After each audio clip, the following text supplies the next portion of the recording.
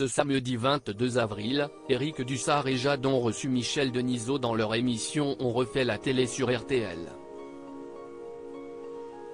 L'ancien animateur du Grand Journal est notamment revenu sur le jour où, en larmes, il a annoncé la mort de son ami Coluche en direct à la télévision. C'est un jour que Michel Denisot n'oubliera jamais. Le 19 juin 1986, la France pleurait la disparition d'un de ses plus grands humoristes.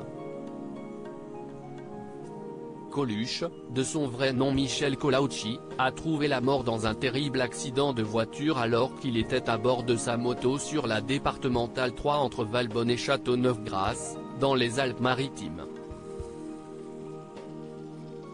Le comédien de 41 ans est entré en collision avec un poids lourd et a été tué sur le coup, plongeant ainsi ses proches et ses amis dans un deuil immense. Le jour où Michel Denisot a pleuré en direct à l'antenne après avoir écouté un court extrait de son entretien inoubliable avec Coluche lors du Festival de Cannes en 1985, Michel Denisot s'est remémoré avec émotion le jour où il a annoncé la mort de son ami en direct à la télévision. C'est un moment où je n'ai pas pu contrôler mon émotion, et encore aujourd'hui ça me fait quelque chose.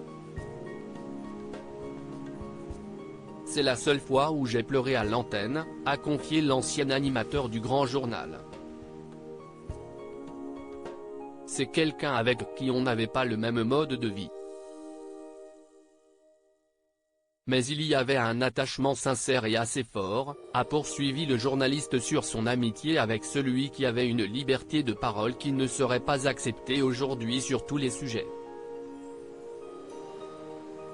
Un ami qui lui manque chaque année à l'occasion du 35e anniversaire de la mort de Coluche, Michel Denisot lui avait rendu hommage sur les réseaux sociaux en postant une photo de lui et du comédien, tirée à 4 épingles au Festival de Cannes en 1985. Un événement que le journaliste n'oubliera jamais puisque c'est lors de cet événement qu'il a tourné cette fameuse interview restée dans les annales. Mon premier Cannes, c'était en 1985.